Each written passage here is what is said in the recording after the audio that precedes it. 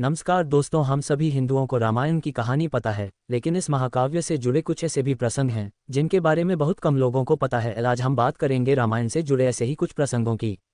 तो आइए जानते हैं। दोस्तों, क्या आप जानते हैं कि रामायण के श्लोकों से गायत्री मंत्र बनता है? गायत्री मंत्र में 24 अक्षर होते हैं और वाल्मीकि रामायण में 24,000 श्लोक हैं। रामायण के हर 1000 श्लोक के बाद आने वाले पहले अक्षर से गायत्री मंत्र बनता है और यही मंत्र इस पवित्र महाकाव्य का सार है। गायत्री मंत्र को सर्वप्रथम ऋग्वेद में उल्लिखित किया गया है। श्री राम को भगवान विष्णु का अवतार माना जाता है और उनके भाई लक्ष्मण को शेषनाग का, जो क्षीरसागर में भगवान विष्णु का आसन है, जबकि भरत को भगवान विष्णु द्वारा हाथों में धारण किए गए सुदर्शन चक्र और शत्रुघ्न को शंखशैल का अवतार माना जाता है। राम और सीता विवाह के स्वयंवर में भगवान शिव के धनुष पिनाक का प्रयोग हुआ था। माना जाता है कि 14 वर्षों के वनवास की पहली रात को जब राम और सीता सो रहे थे तो निद्रा देवी लक्ष्मण के सामने प्रकट हुई। उस समय लक्ष्मण ने निद्रा देवी से अनुरोध किया कि उन्हें ऐसा वरदान दे कि वनवास के 14 वर्षों के दौरान उन्हें नींद न आए और वह अपने प्रिय भाई और भाभी की रक्षा कर सके। निद्रा देवी इस बात पर प्रसन्न होकर बोली कि अगर कोई तुम्हारे बदले 14 वर्षों तक सोए तो तुम्हें यह वरदान प्राप्त हो सकता है। इसके बाद लक्ष्मण की सलाह पर निद्रा देवी लक्ष्मण की पत्नी और सीता की बहन उर्मिला के पास पहुंची। उर्मिला ने लक्ष्मण के बदले सोना स्वीकार कर लिया और पूरे 14 वर्षों तक सोती रही। रामायण में राम और सीता लक्ष्मण के साथ 14 वर्षों के लिए वन गए थे। जिस वन में राम, सीता और लक्ष्मण ने अपना वनवास बिताया था उस वन का नाम दंडकारण्य था। ये वन लगभग 35,600 वर्ग मील में फैला हुआ था, जिसमें वर्तमान छत्तीसगढ़, उड़ीसा, महाराष्ट्र और आंध्र प्रदेश के कुछ हिस्से शामिल थे। उस समय ये वन सबसे भयंकर राक्षसों का घर माना जाता था, इसलिए इसका नाम दंडकारण्य था, जहाँ दंड का अर्थ सजा देना और अरण्य का अर्थ वन है। कहते हैं कि लक्ष्मण रेखा का वर्णन वाल्मीकि रामायण में नहीं है। जब सीता के अनुरोध पर राम स्वर्ण हिरण को पकड़ने और मारने की कोशिश करते हैं तो वह हिरण राक्षस मारीच का रूप ले लेता है। मरने के समय में मारीच राम की आवाज में लक्ष्मण को पुकारता है। ये सुनकर सीता लक्ष्मण से अपने भाई की मदद के लिए कहती हैं। पहले तो लक्ष्मण मना करते हैं, लेकिन बार बार सीता द्वारा अनुरोध और नाराज होने पर वह तैयार हो गए। इसके बाद लक्ष्मण ने झोपड़ी के चारों ओर एक रेखा खींची और सीता से अनुरोध किया कि वह रेखा के अंदर ही रहे और यदि कोई बाहरी व्यक्ति इस रेखा को पार करने की कोशिश करेगा तो वह जलकर भस्म हो जाएगा। इस कहानी का वर्णन वाल्मीकि रामायण में नहीं है, लेकिन रामचरितमानस के लंका कांड में इस बात का उल्लेख रावण की पत्नी मंदोदरी द्वारा किया गया है। शोधकर्ताओं के अनुसार भारतवर्ष में आज से 9 से 10 लाख वर्ष पूर्व बंदरों की एक ऐसी विलक्षण जाति विद्यमान थी जो आज से लगभग 15,000 वर्ष पूर्व विलुप्त होने लगी थी और रामायण काल के बाद लगभग विलुप्त ही हो गई। इस वानर जाति का नाम कपि था। हनुमान जी उसी जाति के ब्राह्मण थे। मानवनुमा ये प्रजाति मुख और पूंछ से बंदर जैसी दिखाई देती थी।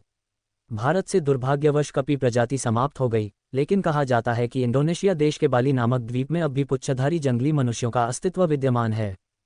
रावण जिन सीतामाता का हरण कर ले गया था वे सीता माता का प्रतिबिंब थी और लौटने पर श्री राम ने ये पुष्टि करने के लिए कि कहीं रावण द्वारा उस प्रतिबिंब को बदल तो नहीं दिया गया, सीता माता से अग्नि में प्रवेश करने को कहा, जो कि अग्नि के घेरे में पहले से सुरक्षित ध्यान मुद्रा में थी। अपने प्रतिबिंब का संयोग पाकर वे ध्यान से बाहर आई और राम से मिली।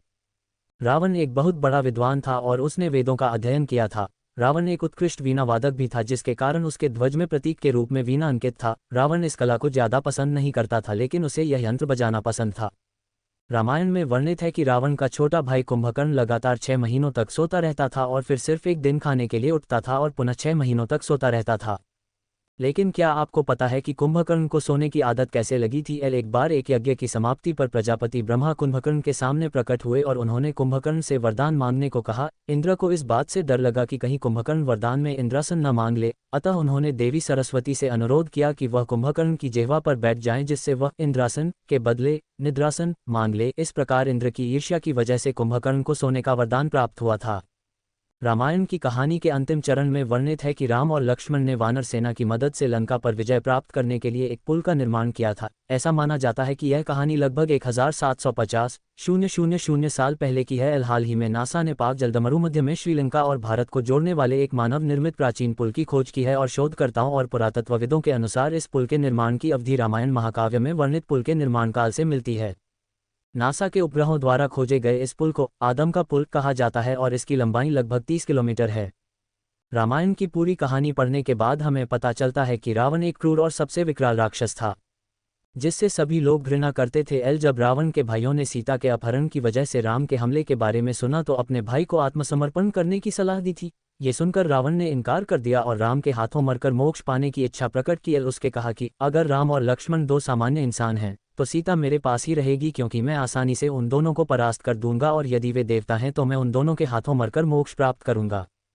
विश्व में रामायण का वाचन करने वाले पहले वाचक कोई और नहीं बल्कि स्वयं भगवान श्री राम के पुत्र लव और कुश थे, जिन्होंने रामकथा स्वयं अपने पिता श्री राम के आगे गाई थी। पहली रामकथा पूरी करने के बाद लव कुश ने कहा भी था, हे पितु भाग्य हमारे जागे, रामकथा कही राम के आगे। ऐसा माना जाता है कि जब सीता ने पृथ्वी के अंदर समाहित होकर अपने शरीर का परित्याग कर दिया तो उसके बाद राम ने सरयू नदी में जल समाधि लेकर पृथ्वीलोक का परित्याग किया था। तो दोस्तों, ये थी जानकारी रामायण ग्रंथ के कुछ प्रसंगों के बारे में। ये सभी जानकारी विभिन्न सोशल मीडिया साइट से ली गई है। उम्मीद करता हूं कि मेरा प्रयास आपको अच्छा लगा होगा। अगर पसंद आया हो तो वीडियो को प्लीज़ लाइक करें और चैनल को सब्सक्राइब जरूर से करें। वीडियो को देखने के लिए आपका बहुत बहुत धन्यवाद। आपका दिन मंगलमय हो।